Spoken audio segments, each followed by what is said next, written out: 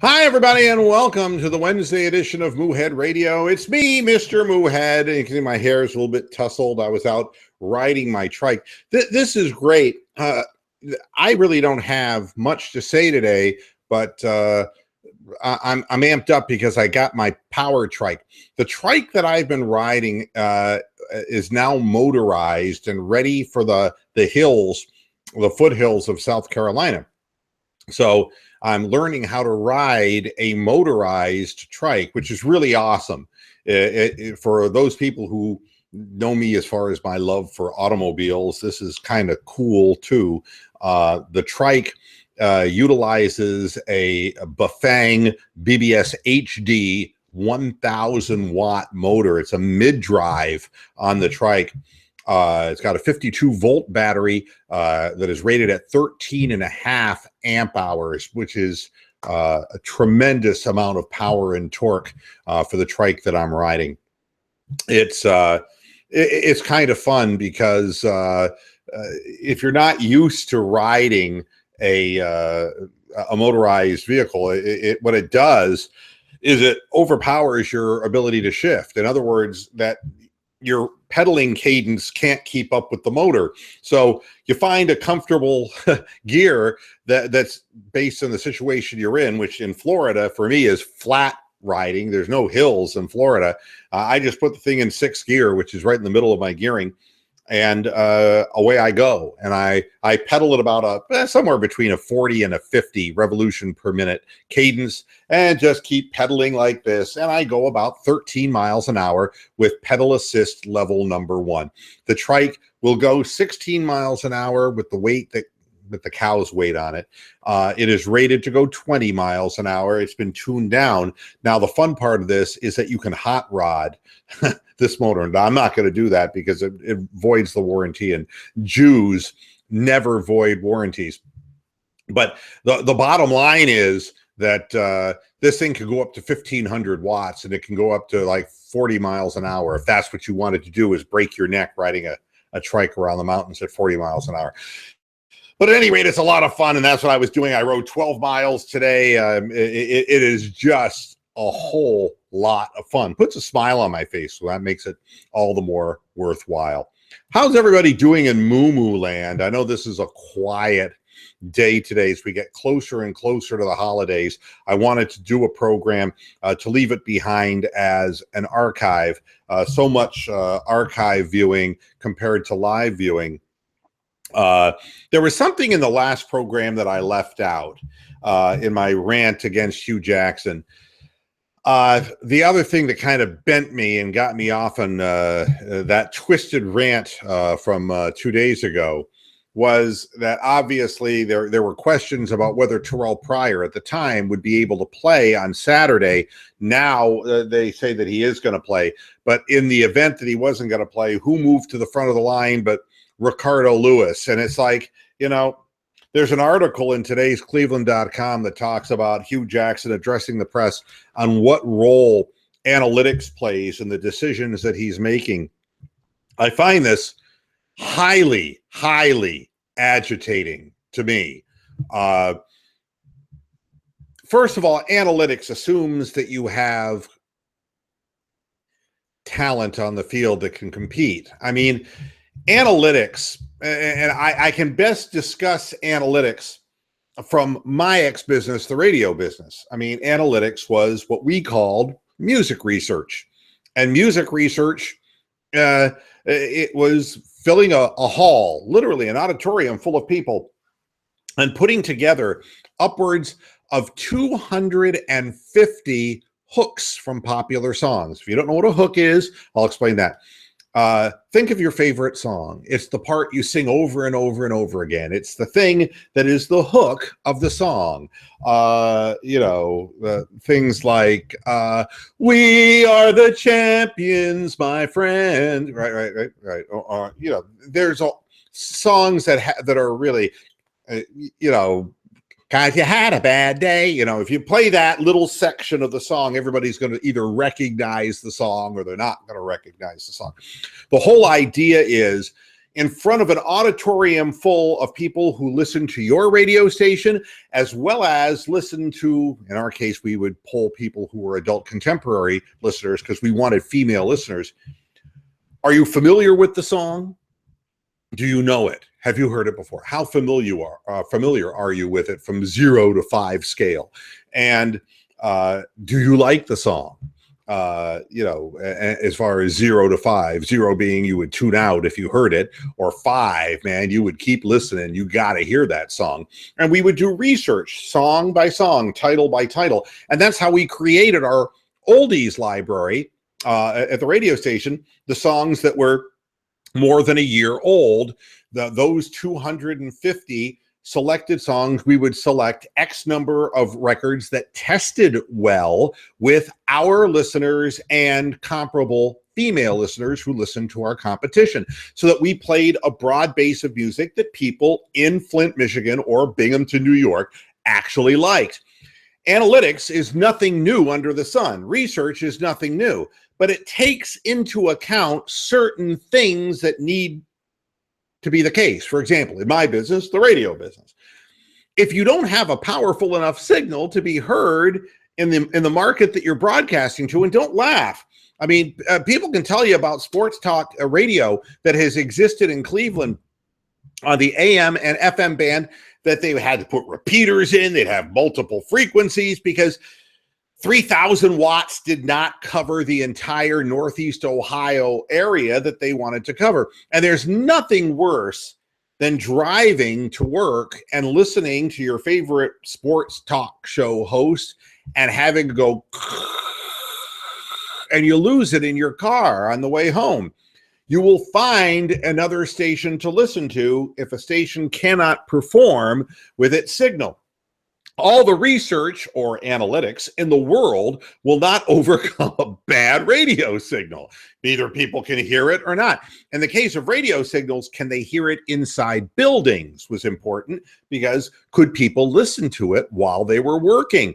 It's amazing how many radio signals you can't pick up inside buildings. You remember when you were young and you had little rabbit ears, or you put little things on the back of your radio to make a little antenna, and you put it outside your window because you were trying desperately to hear a radio station that would not penetrate the walls of the apartment that you lived in or the workplace that you were working in. It's a cardinal sin, something you can't overcome. No amount of analytics is going to help the Cleveland Browns. Right off the bat, before we get into the Ricardo Lewis discussion and why you would want to play a receiver who has proven that he can't catch the football at the college level and the pro level, can't return kickoffs, and is afraid to get hit, first, you turn to the whole concept of analytics and say, Hugh Jackson is making decisions as to whether he went for 2 points when against the Tennessee Titans, all of this happy hoopla. But presupposing the whole thing is that he has lousy talent on the field, and no matter what decision he makes, it's the wrong decision because they can't execute the fucking play. So right off the bat, I mean, I question this whole emphasis on analytics, not because it's not valid, but because until you have good enough talent to compete at the professional level, no decision is going to be the right decision. I mean, if you go for it on 4th and 1/2 of a yard, and Cam Irving is snapping the ball, and you've got Pastor and these other yo-hos who are in a patchwork offensive line, it may be the right decision to go for it on 4th and 1/2 a yard. But if they don't execute, if they don't fire off the line, or if a guy jumps off sides, I mean, there is no analytics that's going to help you if your players can't perform. So I think this whole discussion of Hugh Jackson talking about analytics is putting the cart before the horse. I mean, right now we need the fucking horse more than we need the cart. The cart is inert without the horse to pull it. We need players. And when you make decisions like Ricardo Lewis based on the fact that he can't catch the ball, that's not an analytics decision. That's a decision of Hugh Jackson. He doesn't go to his analytics guys and say, I want to take a look at the analytics on Ricardo Lewis. They look at him and go, well, he drops about 1/3 of the passes that are thrown to him. That's your analytics. Oh, I'm going to play him anyway. I mean, It has nothing to do with analytics. It's coach's pet. We went over this on Monday, and we're going to keep doing it because Ricardo Lewis is coach's pet. Of all the rookies, he's the guy who gets the snaps. You're not going to see Rashard Higgins on the field. You're not going to see any of these people on the field. You're going to see fucking Ricardo Lewis dropping passes.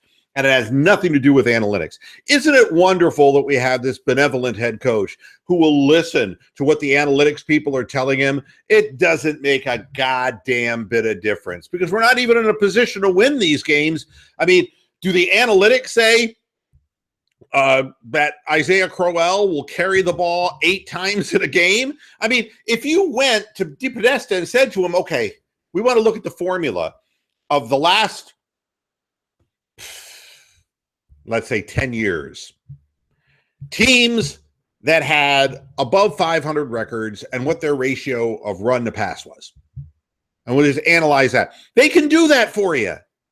They can sit there and say to you, you know, you're not running the ball enough, but then it's going to come down to the fact that he has no offensive line, and he'll use that as an excuse, which is, of course, a problem because they can't run block or pass block. But the problem is that nothing about analytics would say pass the ball 50 times and run the ball 12. No, I mean, no. Hugh Jackson's talking out of his ass again. It's got nothing to do with analytics. He gets into the game and decides early on that they can't run the ball, so fuck it, we're going to throw it every time. That's how he's gotten all of his quarterbacks injured this year, folks. It is not based on analytics. It's based on his personal preference. And, ooh, I can do a little trick play here. Ooh, I can line up my offensive lineman on one side of the field. Hoo-ah! Aren't I an exciting, imaginative play caller? And the fact of the matter is, it doesn't matter where you line these schmucks up. They can't play football. At any rate. So I didn't bring up the Ricardo Lewis thing because, you know, and then when I read about this whole analytics thing, it's like, oh, give me a fucking break, please. Please. It's not, you know, analytics comes in handy when you're in the playoffs and you want to determine whether you leave a pitcher in to face a certain hitter. I mean, let's be honest about this. And we'll go back in the hot tub time machine. And we'll say, okay, we got Paul Ossenmacher, and I see the stats about what he did against Movan. Okay, we're going back to 2007.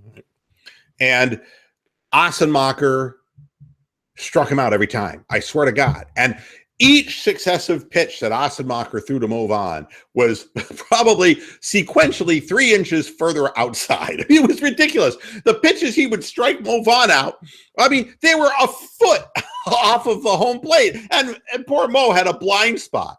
It must have been the arm slot that Ossenmacher threw in, but poor Mo couldn't pick up the ball. So, you know, when they bring Mo up in a big situation in the playoffs, it's like, okay, we're going to use analytics. We're going to use all the statistics to be able to verify, you know, who the right pitcher to bring in when we have a situational guy to bring in.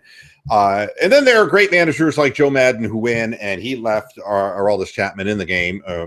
He was misused, Aroldis Chapman fans. And the Indians couldn't hit him even though he was throwing 85 miles an hour and he had a dead arm in the 9th inning of, or the 10th inning, I should say, of the game. It didn't work out for the Indians, although they had the right pitcher in the game who had a dead arm. I don't think Chapman should have continued to pitch. I think that was a bad decision too, but it worked. Not always does analytics give us the answer to everything. But again, it presupposes that you're competitive. If you're that far into a game and you're winning, then you have a decision to make. But the Cleveland Browns don't get that far into a game winning, so it doesn't make a goddamn bit of difference. 15 minutes past the hour of 6 o'clock, you've got it tuned to Mr. Moohead on Moohead Radio. I don't expect any company on the show today because, well, I'm just that kind of cow, and I have extreme body odor. But if you do want to jump into the show for any goddamn reason, there is an opportunity. I put the link right in the chat room, mooheadradio.com. Guest 262 says analytics got us 14 very average draft picks, number 3 average draft picks, and no 3 I don't know what that, and 11 bad ones. Okay, yeah, okay, he's saying 3 average picks and 11 bad ones. You know, it isn't. I'm going to give you another story. I was just talking to somebody about this story the other day. It's how I got fired in Spokane, Washington.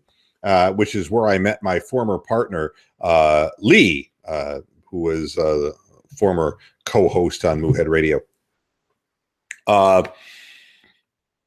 I worked for a company, KKPL 96 Apple FM in Spokane, Washington. It was a piece of shit radio station. It had a gorgeous signal, but they had a schmuck who owned the radio station who was providing bad research.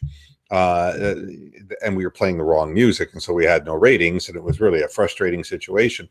And what got me fired is basically calling out the research people for, playing their favorite songs as opposed to, playing what listeners wanted to hear. We were a female-oriented radio station, and they wanted to add the song "Rain on the Scarecrow" by John Cougar Mellencamp, and like women really loved that song, "Rain on the Scarecrow," and it was the worst piece of research bullshit that I'd ever heard in my life. And this is comparable to the problems that we have with picking talent. You can have all of the analytics at your disposal, but when you decide to take a flyer and you decide, I'm going to pick this one from the gut, and goddamn owner of that radio station would not admit to me, he owned a research company, that song, and I looked at the research. I actually went in and looked at the research, and it was a fail. It was an epic fail song. It was a bad decision, but he liked the song, so he chose it. That's what we get with Johnny Manziel. That's what we get when somebody picks somebody, Cody Kessler. That's what happens when somebody goes outside the information and says, I'm going to go with my gut. Some drunken kid who's high on something says, let's wreck this league, and you decide you're going to choose him. Again, that has nothing to do with analytics. People who are of low character, people who make bad decisions, who flatter themselves as being independently intelligent, making bad decisions, that's what screws up your draft. You have guys lined up on the board, then you make this fucking reach because somebody jumped this high in the combine. We've seen it over and over with the Cleveland Browns, these reaches and stretches. Instead of taking, Julio Jones, instead of taking the people who were on the fucking board, who were just proven commodities, we'd make these ridiculous Gerard Warren leaps of faith. And it just over and over and over again. So the reason we have so many bad picks is not because of analytics. It's because of people making bad decisions. And that happens seemingly all the time with the Cleveland Browns. But I did end up getting fired. And it was not that song. The song that I played that tested very positive with females was Falco's "Rock Me Amadeus." And thank you, Daktar. That's right, Jeremiah Farms. There's a good example of another reach by the Cleveland Browns. The song "Rock Me Amadeus" by Falco. I played it against the wishes of the owner and got fired. God forbid we should actually play a number one song amongst female listeners on a female-oriented adult contemporary radio station. But people who make bad decisions also insist on making those decisions themselves. And it's one of the reasons why you can never help owners who are flaky. It's why Dan Snyder can't come up with a winner. There's a lot of owners that are like that. They just have to make the decisions and the calls themselves, and they never defer to people who know more than they do. Now, what I can say about Jimmy Haslam is he's invisible, so I can't say with any degree of accuracy what his role is with the Cleveland Browns, except he's like Casper the Friendly Ghost. He just is nowhere to be found right now.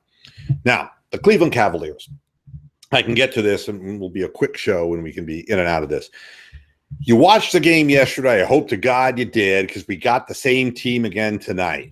And winning the game in Milwaukee, got off to that 18-point lead. But I'll tell you, it's no different than what I said before about Milwaukee. They are a tough team when they got their shit together. The problem with the Bucks is what happens with a lot of young teams is focus, the ability to make the play when it matters. We saw that at the end of the game when they rattled off 7 points and tied the game and put it into overtime.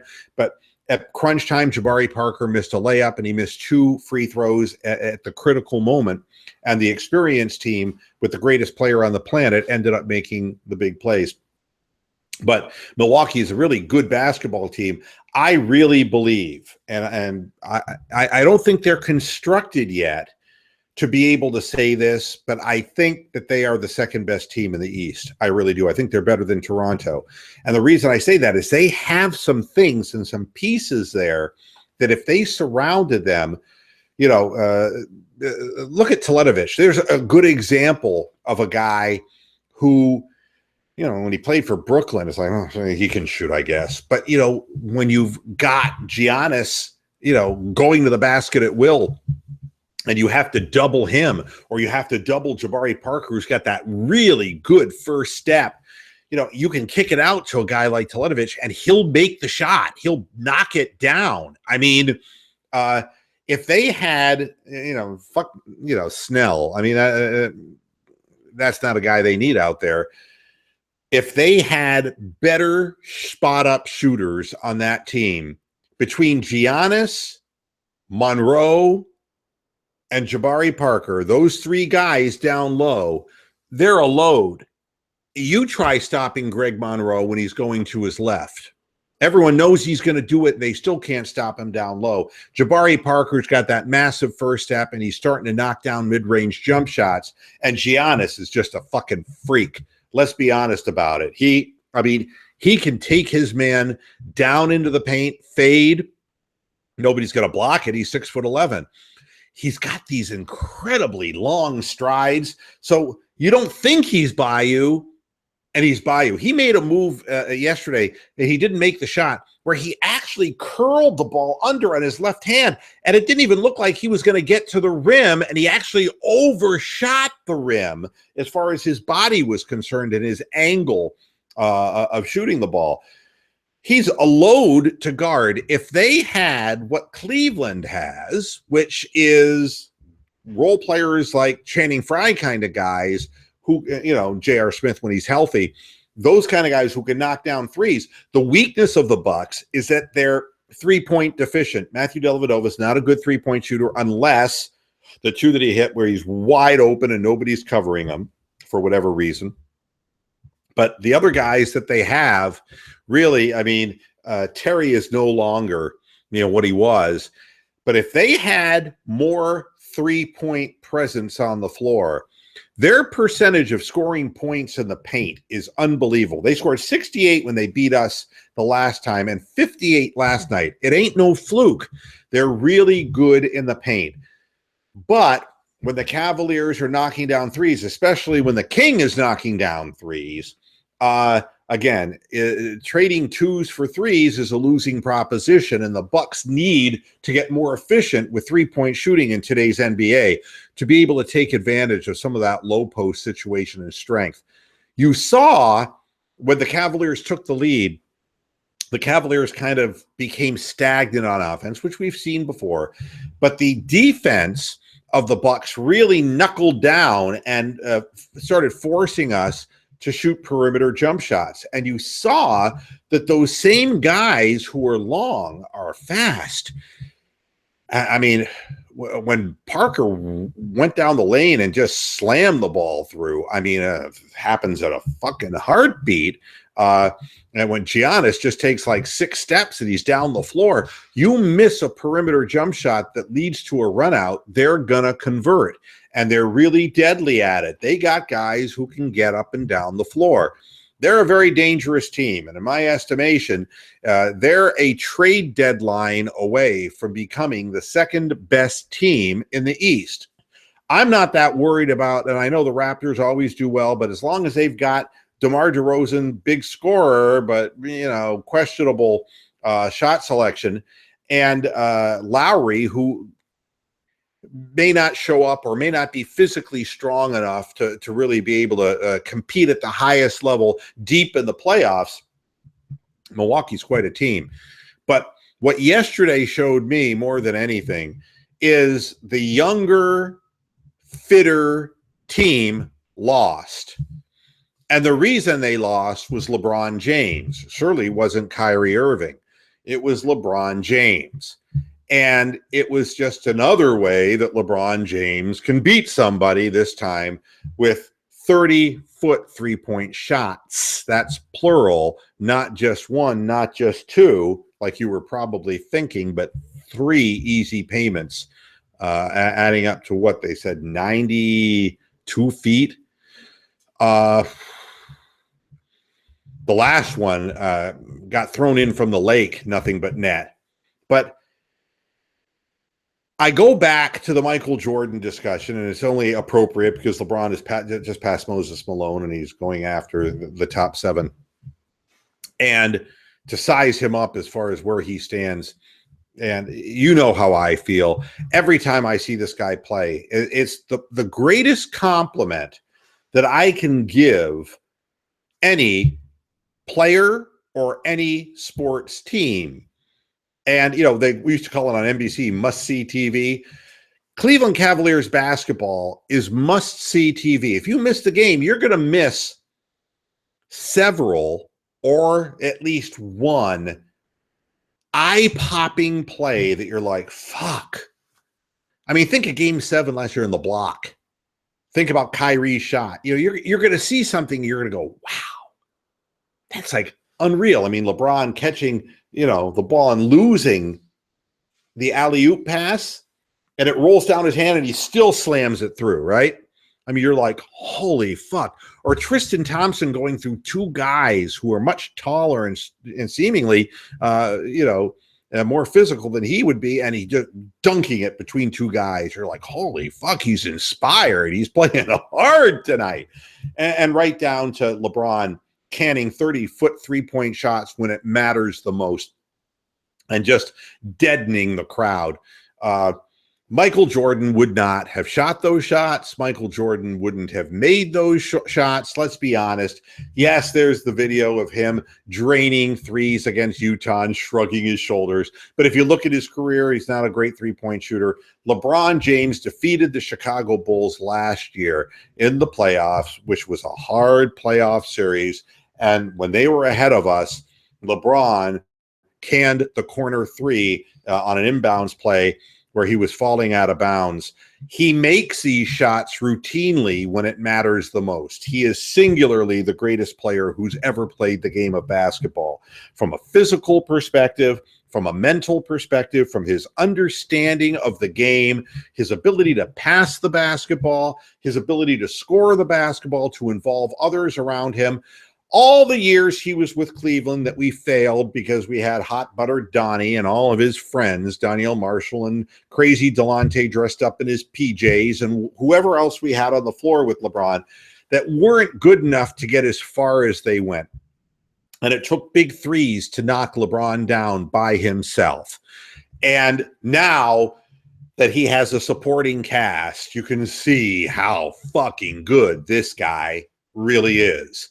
And it's on so many levels. The passes that he makes, the rebounds. I mean, on the misses at the end by the Bucks, it's LeBron getting the rebounds. He's where he needs to be consistently, and he always seems to make the proper play at the proper moment at crunch time. It's just uncanny. I didn't think the Cavaliers were going to pull that game out last night because I thought, God, once this thing went to overtime, it favors the young and the strong. But God damn it, LeBron would not let that team lose. I would love to see the ultimate plus minus of what LeBron James means to the teams that he's played on. Talk about analytics. As far as no matter who you put on the floor with him, the plus when he first came and played for Paul Silas and we were so terrible, but the plus in his rookie year when he was 19 years old, for God's sakes, and he still manages to get plus wins out of that, turning the franchise around in a couple of years by himself because he wasn't getting any help, really. I mean, you get Larry Hughes was no help at all, and Eric Snow was no help at all. And Mike Brown was no help at all. And LeBron gets us into the playoffs regularly. He wins the championships in Miami, and then he comes to Cleveland and does it again. Last night was just icing on the cake for me. I was just astounded. It was like they showed a little portion of the video that I remember the game where LeBron scored 55 against the Bucks, where he went video game on them. And it was like that all over again. It's like, oh my God, he's going to throw up threes and they're going to go in. And you never know when it's going to happen. But I'll never bet against him. I'll tell you that. I mean, the thing that's amazing about LeBron James is that it was impressive that Kyrie Irving got the final shot in Game 7 because LeBron was gassed. I mean, that he made that chase down block, the block, took whatever he had left. And it was just, you know, if that had happened earlier in the game, the final play of the game where LeBron came in on a kind of off a C cut and Kyrie passed the ball to him, he would have dunked that ball through, but he couldn't even get the elevation.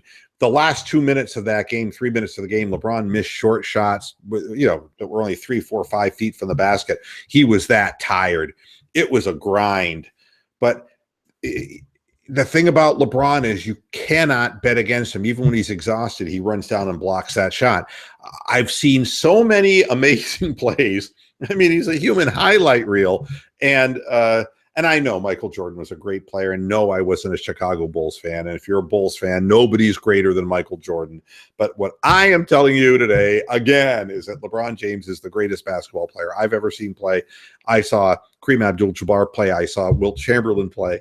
I saw Larry Bird play. I saw Michael Jordan play. I say that I've seen the best of the best. I only saw the Big O when he was older. So I can't talk about Oscar Robertson, but they always mention him in the same breath because of his averaging a triple-double in a season. To me, nothing comes close to LeBron James. And I don't even think that Michael Jordan comes close to LeBron James, just as far as the physicality and the LeBron is his understanding of the game. He's been playing it forever. The other interesting article I read was how Tyronn Lue dressed him down in Game 7 and basically put up a challenge to him, telling LeBron he had to do more. Down 49-42 at the half. You have to do more. That was what Tyronn Lue said to him. And LeBron's look of response was, what the hell are you talking about? And Tyronn Lue says, you got to make more shots, you got to turn the ball over less, and you got to get your teammates active. Now, is there anything else you don't understand? Nobody ever talked to LeBron James that way before, and he is pouty. One thing about LeBron, he is notoriously can be a pouter. And that was the one thing that Tyronn Lue called him out on in Game 7. He goes, what's up with the bad body language? Cut it out. And right after the dressing down, LeBron's comment to a teammate was, fuck that. And that's a quote. Fuck that. But once he thought about it, Tyronn Lue was right. We've seen LeBron mope away games, Boston Celtics, excuse me. And that is his chink in his armor, is that he tends to be a little moody that way. But as he's gotten older, at least he's able to accept it a little better, and it makes him a better player. And even though he doesn't have the agility, he doesn't have the verticality, the athleticism that he had when he was younger, his understanding of the game, it's like watching Magic Johnson play basketball, another one of the all-time greats. It's below the rim. A lot of it's below the rim now. But it's just so smart. It's so sly. It's learning how to use the energy he's got. By the way, he is playing tonight. So is Kyrie Irving. No Kevin Love tonight. So, Kevin has got more than a knee going on. He's got some of those back spasms again that are acting up. But of course, we talked about J.R. Smith and is it karma that he starts the bullshit. Now he's got a busted thumb. That's 4 to 6 weeks, and we know that it's usually 6 as opposed to 4. So you're not going to see him for a while. It's going to force DeAndre Liggins into the starting lineup along with Richard Jefferson in the starting lineup tonight, 7 o'clock at the Q. And this is going to be really tough because LeBron's coming off of I think he had Kyrie, I think, combined for 90-plus minutes in that game. It was some crazy number. And they're going to have dead legs. And but Jabari Parker and Giannis were at about 90 minutes between the two of them, but they're younger men. It's going to be very interesting when you have a an away and a home back to back to see how these two teams really work things out. But what you do know is that they're going to pound the Cavaliers down low and use their strength against, again, an aging team with aging legs. Cavaliers need to do something at the trade deadline. Not just because the J.R. Smith injury, but because DeAndre Liggins, as much as he's trying and he's putting out defensive effort, but you saw, he made one shot from the corner, then he airmailed one. He's not a reliable shooter, and he doesn't want to shoot the basketball. It's very difficult to have DeAndre Liggins and Tristan Thompson on the floor. Tristan can pick and roll and maybe get a few dunks at the rim, but he's going to turn down every shot. So if he touches the ball outside of 3 feet of the basket, he's not going to shoot it. And the same thing's true of DeAndre Liggins. He is not going to shoot the ball. It's not going to be like a J.R. Smith situation where he can catch and shoot. He catches and hesitates. It's going to be tough. Liggins is trying hard, but we need somebody who can play the perimeter and shoot better percentages. Dunleavy is Dunleavy. 36 years old, and that back surgery took what was left of him. And he does not have the ability to get open. And I mean, if it was just a catch and shoot situation, his jump shot isn't what it used to be. But the thing that made Dunleavy an effective player was his slash, was his Rip Hamilton-esque ability to move without the ball. It's gone.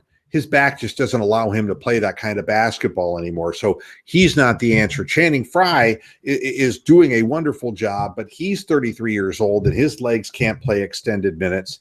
And we're going to be forced to play Dunleavy. And he's the biggest minus on the team as far as if you look at the minutes that Dunleavy's on the floor, the team is minus. I mean, it's a great loss because they go at him nonstop defensively. No matter who he's guarding, that is who gets to back him down in the paint because he doesn't have the back. He doesn't have the strength to keep people out of the paint. The Cavaliers need two things. They need a backup point guard. And this whole Mo Williams thing is just bizarre. I mean, that he's taking up a roster spot, that he fuck Mo Williams. I mean, I don't know what the world is up with that. But this is a guy who supposedly loved Cleveland, and he's hurting the team by what he's doing. And I don't understand the ins and outs of it, but it doesn't look good to me. And, Jordan McRae doesn't shoot a good enough percentage from behind the arc to be a catch and shoot guy. He's a slasher, and he doesn't play any defense. And he's fallen in favor. Liggins has just jumped way above him because of his ability to play defense. And the game really does look like it's moving way too fast for Kay Felder, a guy who we thought would be a factor, who I thought would be a factor this year, is no factor at all because he looks like a chicken with its head cut off. The speed of the game just looks too great for him, and he's making way too many mistakes per minute on the floor, and he is not a three-point shooter. We need a backup point, and we need a catch and shoot guy. Now, if JR got his head together and his health together, it's one less thing we need. But Dunleavy isn't giving us anything. Champ is another guy. He can shoot the ball on a catch and shoot, but he can't play a lick of defense. He's got spindly little legs, and he's going to get schooled down low as well. But I'll tell you one thing. I'd rather see Champ on the floor than Dunleavy at this point. And I know it's not a great choice, but I'd rather, because I honestly believe that the thing about James Jones is that he is a professional and he can shoot in his sleep. If you run the play and put him on a spot and get the ball in his hands and he's open, he will make that shot. Now, he won't help you at the other end, but if he's making threes, he can even himself out. Dunleavy can't get open, can't nail the three, and is a defensive liability. That's why he's a minus on the floor. If we break even with James Jones on the floor, it's it's really a victory is what it amounts to. I have to play him on Shumpert more, and is that going to change his shooting? I mean, he's shooting 46.7% from the floor, 41% from three, way above career average. They said he's worked on his mechanics, but the more we see of him on the court, is that going to filter back down? Is it going to hurt the defense that he's playing? We're going to find out, because we're going to see more minutes from Shump because J.R. Smith is unable to play. That's it. Any predictions? No, I have no predictions for this game. I think that the advantage goes with Milwaukee, but I said that yesterday too. The Cavaliers managed to win without J.R. Smith in the second half and without Kevin Love, and we're not going to have those same two guys tonight on a back-to-back. So I don't know. I'm going to be watching along with you guys at 7 o'clock Eastern Standard Time, and hope that the Cavaliers get the job done. Thanks, everybody, for tuning into this edition of Moohead Radio. Guest 469 is saying, before we get out of here, that Nerlens Noel would be a good fit as a six-man big man. And it is all a matter of what you prefer to give up. The thing about Nerlens Noel is he is a luxury, and the reason that the 76ers can't hold on to him is because he's a luxury, and they need so many other pieces to go along with what they have. He's replicated and not nearly as good as Johannes Embiid. He's a shot blocker, and he would be a great asset to a team that had all the offensive weaponry that it needs, that needed a big to come in off the bench and swat balls away and change the tone of the game when teams try to go to the basket. But Nerlens Noel is not going to be given away for nothing. And the fact is the Cavaliers don't have trade assets to get him. So it's a nice pipe dream, and I understand where you're coming from, Guest 469, but it's not a reality that can happen. But thanks for the suggestion. I was actually thinking the same thing because he's obviously distraught that he's not getting any real playing time in Philadelphia. And, I've seen him play. He's not a solid offensive player, but boy, he sure has long arms and can alter shots. It would be nice to have, but right now, when you're paying all the people that we're paying, and you don't, we're fighting we have Birdman, who's worthless weight now, and Mo Williams, who's worthless weight on the roster. It's gonna be very difficult for the Cavaliers to find anything but marginal waiver wire kinds of talent. That does not incorporate Nerlens Noel. Thanks, everybody, for tuning into this edition of Moohead Radio. Back again, I don't know, Friday. Should we do a Friday show? I'll think about it. It's right pinning us up against Christmas, but maybe, holiday show. Maybe something vulgar. Maybe I'll grab the video of the security guard masturbating at the Carolina football game.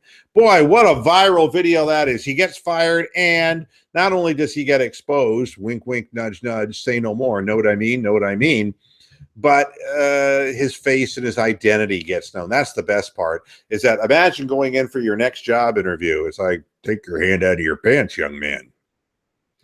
The thing I didn't understand about the video, though, is how could you think you'd be able to get away flogging the Dolphin in front of like 50,000 fans?